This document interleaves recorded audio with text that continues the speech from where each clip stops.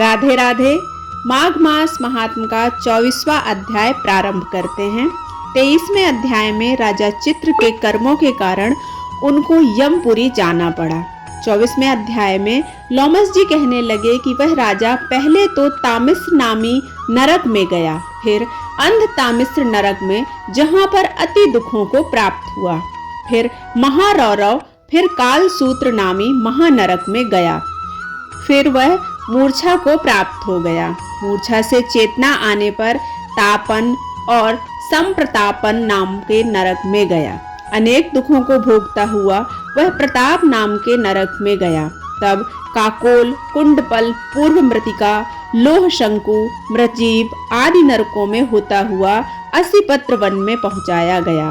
फिर लोह धारक आदि नरकों में गिराया गया। भगवान विष्णु के साथ द्वेष करने के कारण वह 21 युग तक भयंकर नरकों की यातना भोगता हुआ नरक से निकलकर हिमालय पर्वत पर बड़ा भारी पिशाच हुआ। उस वन में वह भूखा और प्यासा फिरता रहा। उसको मेरु पर्वत पर भी कहीं खाने को न तो भोजन मिला और न ही पीने को जल। हो तव्यता के कारण वह पिशाच घूमता हुआ एक समय पेलुत प्रस्तवन नाम के वन में जा पहुंचा।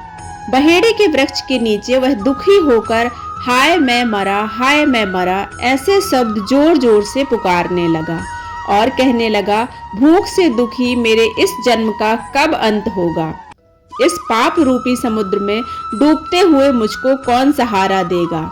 लोमस जी कहने लगे कि इस प्रकार वेद पाठ करते हुए देवदूती ने उसके दुख भरे वचनों को सुना और वहां पर एक पिशाच को देखा, जिसकी लाल डरावनी आंखें, दुर्बल शरीर, काले काले ऊपर खड़े बाल, विकराल चेहरा, काला शरीर, लंबी सी जीभ बाहर निकली हुई, लंबे होंठ, लंबी जांघें, लंबे लंबे पैर, सूखा चेहरा, आंखों में पड़े गड्ढे वाले पिशाच को देखकर देवदूती ने उससे पूछा कि तुम कौन हो और ऐसी करुणा से क्यों रोते हो।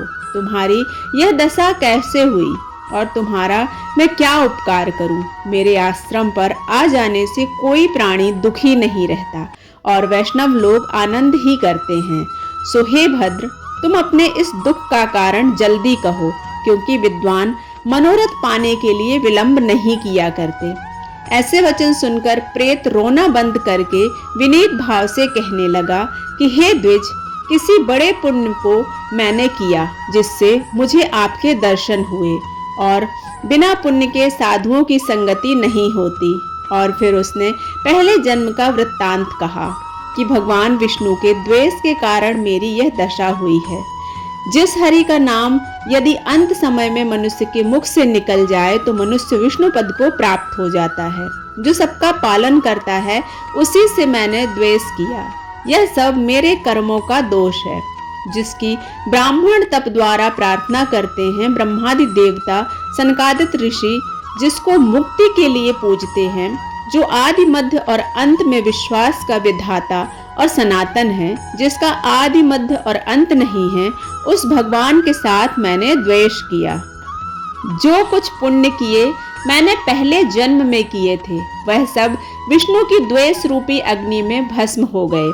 यदि किसी प्रकार मेरे इस पाप का नाश हो जाए तो मैं भगवान विष्णु के सिवाय किसी और देवता का पूजन नहीं करूंगा। विष्णु भगवान से द्वेष करके मैंने बहुत दिनों तक नरक यातना भोगी और पिशाच योनि में पड़ा हूँ। इस समय मैं किसी अच्छे कर्म के योग से आपके आश्रम में आया हूँ, जहाँ पर आपके सूर्य रूपी दर्शन ने मेरे दुख रूपी अंधकार को दूर किया है। अब आप कोई ऐसा उपाय बताएं जिससे मेरी यह पिशाच योनि दूर हो, क्योंकि सज्जन पुरुष उपकार करने में देर नहीं करते।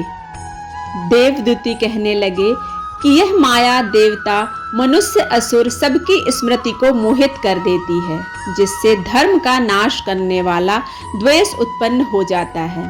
जगत के उत्पन्न करने, रक्षा करने और नाश करने वाले जो सब प्राणियों की आत्मा हैं, उनसे भी लोग द्वेष करते हैं।